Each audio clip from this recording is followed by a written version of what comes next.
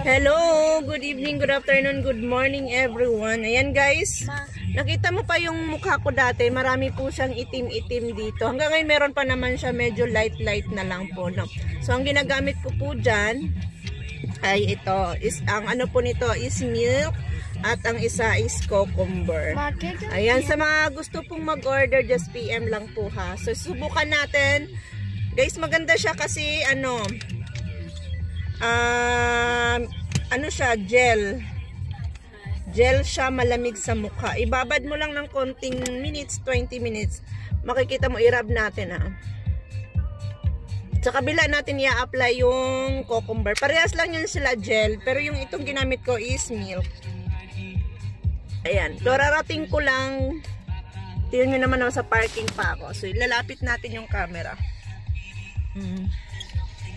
Ayan siya. Meron dito sa CR, di ba? Ayan guys So ayan siya, nagbabalat. Ay, hindi siya nagbabalat, nagtatanggal ng parang libag. Ito yung milk. Pero parehas lang naman yun siya, guys. Milk ang yung inano ko sa nirab ko. Bangon, di ba? Milk yan yung inano ko kanina. Ito yung milk. Milk ang bango. Ayan yung milk. I-rub nyo lang siya ng ilang minutes at hayaan nyo siya ng ilang ding minutes bago kayo magbanlaw. Tingnan nyo naman, nakakarating ko lang din dito sa labas ng aming building nag-parking. So, naglagay talaga ako nito kasi naglalagay ako nito tuwing umaga at saka tanghali. Kung meron kang tsaka umaga. Mamayang gabi maglalagay din ako. So, susubukan natin yung cucumber. Sa kabila naman, wait lang.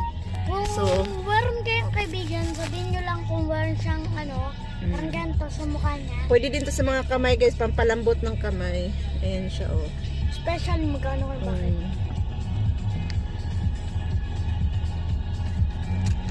Ayan, next. Ayan, meron tayong cucumber. I-try din natin ang cucumber. Gel siya guys, sa gels. Gels! Lagay mo sa box na.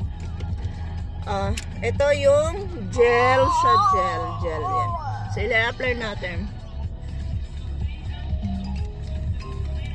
Your boyfriend. Yeah. Your soon to be daddy. Dito na call ka rin. Ayan guys nag-ano siya. Nagbabalat po siya. Ay, hindi siya nagbabalat. Talagang nagtatanggal yung dry skin siya. Automatics po siyang natatanggal yung dry skin. So pag